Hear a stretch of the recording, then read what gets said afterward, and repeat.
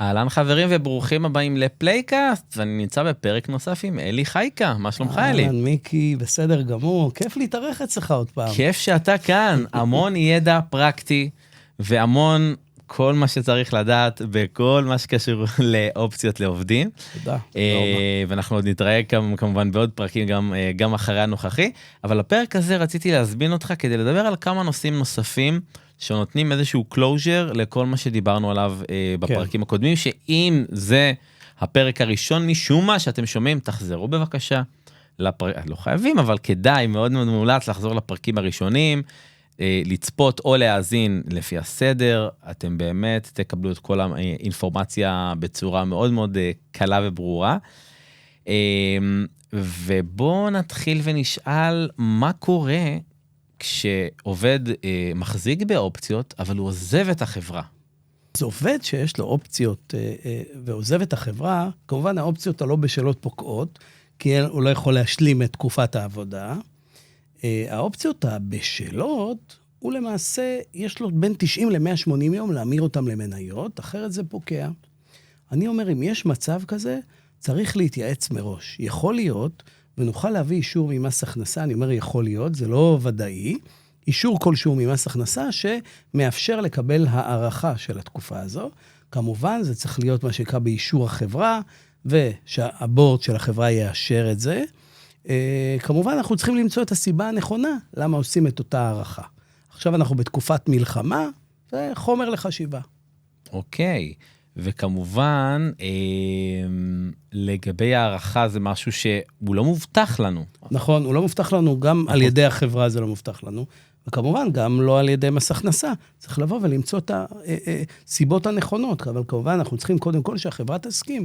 אם החברה לא מסכימה, אין על מה לדבר. לאיש המקצוע שילווה אותנו בבקשת הערכה הזאת, כדאי להגיע לפני הבקשה לחברה, אחרי הבקשה לחברה? אני ממליץ לפני ובמקביל. כמובן, גם צריכים לקחת בחשבון מה האפשרויות הנוספות שעומדות בפנינו, אם אנחנו באמת צריכים להמיר את האופציות למניות. כלומר, צריך לשלם את תוספת המימוש, יכול להיות ונעשה אולי מימוש נטו, כלומר, נקבל פחות מניות על חשבון אותה תוספת מימוש שלא נשלם. יש אפשרויות. אני אומר, אל תמהרו לתת לאופציות לפקוע, דברו איתי, או עם כל מישהו אחר, מומחה, ונמצא לכם פתרון. מאוד מאוד חשוב. אלי, אנחנו קיבלנו שאלות בעקבות הפרקים הקודמים, על המשמעות של יום ההקצאה. בוא רגע נסביר את המושג. אוקיי. יום ההקצאה יש לו משמעות קריטית. הרי שאני מקצה את האופציות, יכולים להיות כמה ימי הקצאה. הרי יש לנו, אני אזכיר לך את השנתיים חסימה, שאם אני מוכר בתוך השנתיים, זה נחשב להפרה, ואז אני משלם מס שולי. השאלה, ממתי השנתיים נמדדות? הרי מקצים לי את האופציות, זה תאריך אחד. הבורד אישר זה תאריך שני, חתמתי על כתב ההקצאה, תאריך שלישי. אספה כללית אישרה, זה תאריך רביעי, ועדת תגמול אישרה לי בחברה ציבורית, זה עוד תאריך. השאלה מה התאריך הנכון, שממנו אני סופר את השנתיים. שימו לב, שבדרך כלל התאריך שצריך להיות זה תאריך הבורד, הדירקטוריון שמאשר לך את כתב ההקצאה. אני ממליץ במקרים האלה, שהחתימה על כתב ההקצאה תהיה לפני ולא אחרי, אני ממליץ, כדי שלא ליצור בעיות. דבר שני, לפעמים יש לי דירקטור או נושא משרה, שצריך גם אישור של אספת בעלי מניות, או אספה כללית בחברה ציבורית. אז תשימו לב לניואנסים האלה, מאוד חשוב. עוד נקודה חשובה, יש לי בחברה ציבורית מרכיב פירותי. כלומר, תאריך ההקצאה הוא נגזר למעשה, כלומר, מרכיב הפירותי נגזר מתאריך ההקצאה, ותאריך ההקצאה הוא, אתה יודע, שווי המניה בבורסה יכול להשתנות. יכול להיות לי מחיר מאוד גבוה ביום ההקצאה לפי בורד, ומחיר מאוד נמוך לפי אספה כללית והפוך. יש פה חרב פיפיות, וצריך לשים לב לדברים האלה. כלומר, תייעצו עם איש מקצוע לפתוח כדי ההקצאה. חשוב מאוד. בוא נעבור על שינויי מבנה. כן. מה זה אומר? אוקיי, בוא תסביר מה זה שינויי מבנה. בעברי הייתי מנהל תחום מיזוגים ברשות המיסים, הייתי גם שותף לתיקון חקיקה מאוד גדול. שינויי מבנה זה, פרק של שינויי מבנה חלק A2 לפקודת מס הכנסה, מדבר על כמה מצבים, מיזוג של חברות, מדבר על פיצול של חברות, ו-104א מדבר על העברת נכס, מיחיד לחברה, מחברה לחברה וכו' וכו'. עכשיו, חייבים להבין שהדברים האלה כרוכים גם בנושא של אופציות לעובדים. ברגע שתחשוב שאני עובד עכשיו בחברה, עם הזמן החברה החליטה למזג לתוכה חברה חדשה, או היא התמזגה לחברה חדשה. והחברה החדשה יש לה אופציות. השאלה מה דין האופציות שיש לי? פתאום יש לי אופציות בחברה א'. של הראשונה, של השנייה. נכון, של הראשונה, של השנייה. לפעמים פתאום האופציות שלי הם נייר ערך בחברה אחרת. מה הדין? האם איבדתי את ההטבות מס שלי? האם אני צריך לשלם עכשיו מס? יש לי אירוע מס? יש פה המון שאלות שצריך לתת עליהן את הדעת. לפעמים גם כתוצאה משינוי המבנה, אני יכול מה שנקרא להיפגע. יש מה שנקרא העברת נכס בין חברות אחיות. אני מעביר נכס מחברה א' לחברה ב', שהן שתי חברות אחיות מוחזקות בידי בעל מניות. מה קורה אם יש לי אופציות בחברה ב', אני עובד בחברה ב'? שהן לא חברות אחיות, שהן לא קשורות. נכון, אם הן לא קשורות, זה בעיה לבצע את שינוי המבנה. אני אומר שהן קשורות אחיות. ואני קורא הנכס מחברה ב' ומעביר אותו לאלף. השווי של המניות שלי ירד. כאילו, גרעו לי נכס. אני אמור פה לקבל מניות 102, גם בחברה א', כתמונת ראי. הרבה אנשים לא שמים לב לדברים האלה. או לדוגמה, אם יש לי שינוי מבנה מורכב, כמו קיפול מבנה, או קיפול מבנה של חברות, או צמצום מספר החברות, יכול להיות שפתאום אני לא אעמוד בתנאי 102. מה קורה עם האופציות שלי? השאלות האלה הן מאוד קריטיות. כלומר, החיבור בין אופציות לעובדים לשינוי מבנה הוא מאוד חזק, ואני אומר, חייבים לשמור על האינטרס של העובדים. לא תמיד שומרים על זה. וואו. חשוב ביותר, וחשוב לבוא בסופו של דבר. אנחנו יודעים שחוזרים על זה הרבה. נכון, אם יש מקצוע, חשוב. לחלוטין. בואו נדבר על השותפויות. כן. אוקיי. אז סעיף 102 בא ואומר שהחברה המקצה צריכה להיות חברה. השאלה מה קורה אם החברה המקצה היא שותפות. שותפות, כמו נזכיר, זה גוף שקוף, ההכנסות הן בידי השותפים, כלומר זה גוף ארטילאי כזה, שממוסה בידי השותפים, הוא לא קופסה סגורה כמו חברה. סעיף 62 בא ומאפשר לשותפויות להיחשב כחברה, ובלבד שהן בתחום הנפט, גז ונפט, ומו"פ, מחקר ופיתוח. כלומר, הן זה שותפויות שמתנהגות כמו חברה. ברשות המיסים, במחלקת אופציות לעובדים, אפשרו שהחברה המקצה תהיה גם שותפות, ובלבד שהיא תתנהג כמו חברה. ממש קופסה סגורה תתנהג כמו חברה לכל דבר ועניין.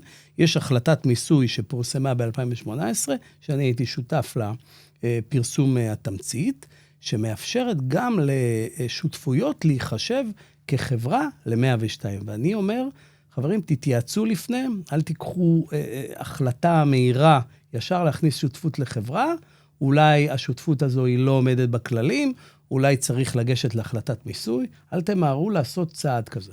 ויכול להיות שהיא תשנה לנו את כל מה שקשור לאופציות של העובדים, נכון. כשאנחנו כבר לא יכולים לשנות את זה בחזרה. נכון, חד משמעי. פתאום השותפות יכולה להוציא אותך מהמסלול העוני של 102, ולשים אותך במסלול של הכנסת עבודה או 3ט, וממש להרוס את כל הטבת המס של העובדים. חשוב לשים לב לדבר הזה. דבר נכון גם ל-LLC. LLC זה חברה אמריקאית שקופה. רשות המיסים מאפשרת שהחברה הזאת תהיה חברה מקצה, וגם שם צריך לעמוד בכללים שאותה LLC מתנהגת כמו חברה, חברה סגורה, לא חברה שקופה. צריך לשים לב לדברים האלה.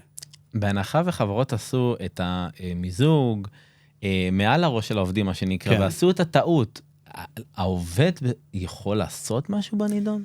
לצערי, העובד לא יכול לעשות כלום, כי המניות שייכות לחברה, התוכנית של החברה, אני אומר גם לעובדים, אני הרבה פעמים עושה הרצאות, ימי עיון בחברות הייטק, כמובן בלשכת רואי החשבון, ואנשים מתייעצים איתי חופשי, אני נותן ייעוץ ראשוני בחינם, כי אין לי בעיה לשתף את הידע, אני מבין שזה חשוב. כלומר, אם עובדים מרגישים שנעשה להם משהו שהוא בעייתי, צריך להתייעץ, לפעמים צריך לקחת ייעוץ משפטי, היו לי מקרים שהייתי ברשות המיסים, התקלתי בשינויי מבנה שלא התקנו את העובדים, ולא נתתי לזה לקרוא. אמרתי, חברים, צריכים להתקן את העובדים, אנחנו לא רוצים שהעובד ייפגע.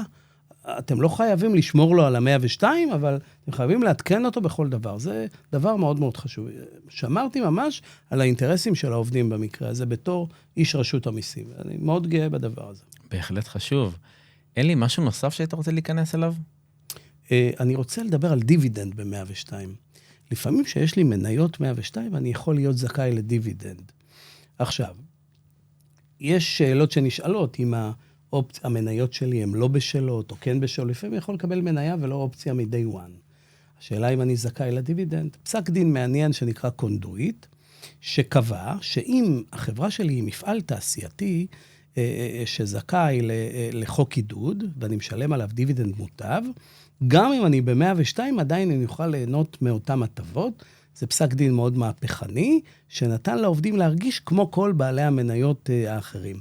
רשות המיסים בזמנו, ואני הייתי שותף בצד השני לפסק הדין, טענה שיש פה אפליה בין עובדים, אבל בית המשפט החליט אחרת, ואמר, אני מתייחס למסתכל בעיניים, ואני רואה בחברה הזו, יש בעלי מניות שמקבלים הטבות מס על דיבידנד, אני אשליך את זה גם על אותם עובדים. אכן פסק דין מהפכני, יכול ורשות המיסים תערער על פסק הדין הזה.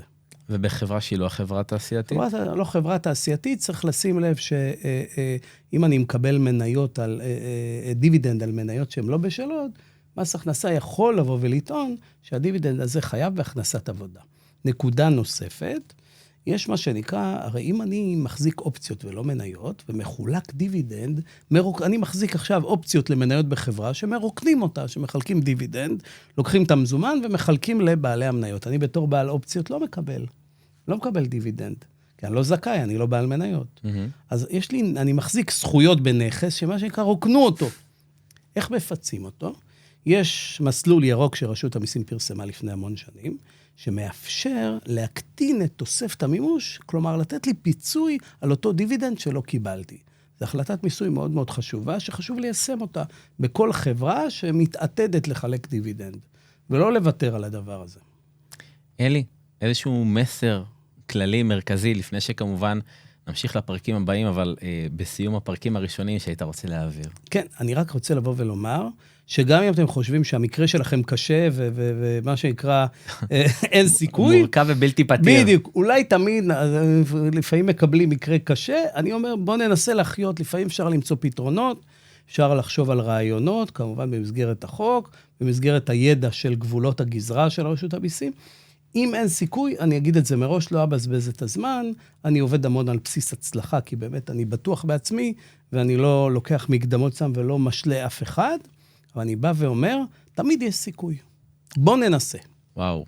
ושאומר את זה אדם שהיה בצד השני, מה שנקרא, כל כך הרבה שנים. ראיתי את כל המקרים שזה כן הצליח. אז כשאתה יודע, אתה יודע. נכון, נכון. וכשאני אומר לא, זה כנראה יהיה לא. מדהים. וזה אומר שאני מנסה, כאילו באמת קצת להבין ממך, שהעבודה שלך, בסופו של דבר, או חלק עיקרי ממנה, הוא על בסיס ההצלחה. נכון, נכון. זאת אומרת, הבן אדם לא צריך לשלם את האחוזים מראש. לא צריך. אני לא לוקח מקדמות במרבית המקרים. אני בא ואני מוכן גם לייעץ בחינם בשלב הראשוני, ובאמת אני בטוח בעצמי, כי אני יודע שנצליח, לפעמים לוקח מקרים שהם קשים, ואני יודע שזה זמן ארוך, ולפעמים משקיע המון זמן, אבל אני בכל נקודת זמן, אני פחות או יותר יודע אם תהיה הצלחה או לא. אלי, תודה רבה. תודה רבה לך, קודם כל, מה שסיפרת עכשיו זה מדהים, ובאמת מוריד את הכובע בדרך שאתה פועל, ומאחל לך ולעובדים המון בהצלחה, כמובן, לקבל את הזכויות שלהם, ולקבל את סעיף 102 שמגיע להם, ולהגיע לחלום הנחשף. לכולם, החלום הנחשף, וכן, להיפגש עם כסף, מגיע להם. לעובדים יקרים שעובדים מאוד מאוד מאוד קשה. בהחלט. תודה שבאת. תודה רבה, מיקי.